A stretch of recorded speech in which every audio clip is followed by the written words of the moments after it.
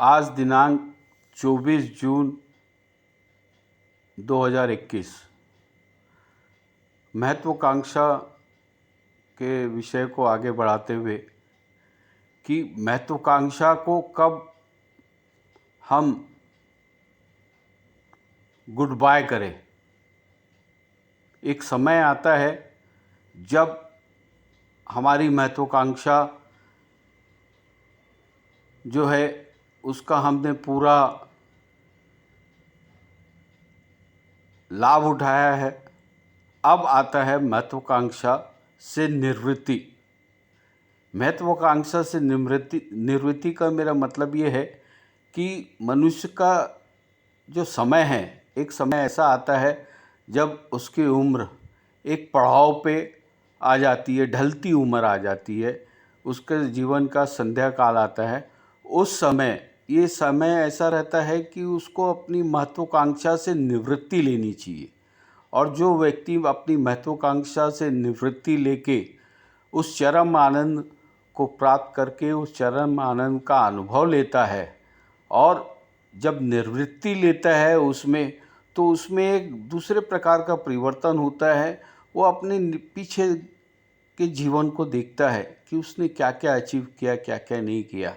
अब उसका समय आ गया है कि वो महत्वाकांक्षा को गुड बाय करे। अब उसका समय आ गया है कि जो जीवन बचा है उसको दूसरों के लिए, अपने लिए इस प्रकार जिए कि उसका जो अंतिम समय है वो बहुत ही प्रेम पूर्वक और आनंद पूर्वक गुजरे। और मेरा कहने का मतलब ये है कि प्रेम पूर्वक गुजरने का मतलब ये है कि अब वो समय ऐसा आ जाता है कि जब उसका शरीर शैन कमज़ोर होने लगता है, उसके मस्तिष्क में जो विचार है वो धीरे धीरे एक अलग ही तरीके से बिहेव करने लगते हैं।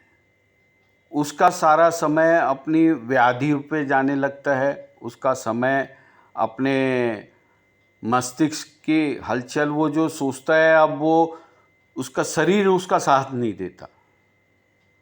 अब उसको ये चीज़ सोचना चाहिए कि अब ये समय है कि मैं अपनी उपलब्धियों का जो मैंने किया है वो नीचे दूं, नीचे की जनरेशन को पास ऑन करूं और मैं अपने जीवन के अंतिम समय में सुखपूर्वक, आनंदपूर्वक इस देह को त्याग करने का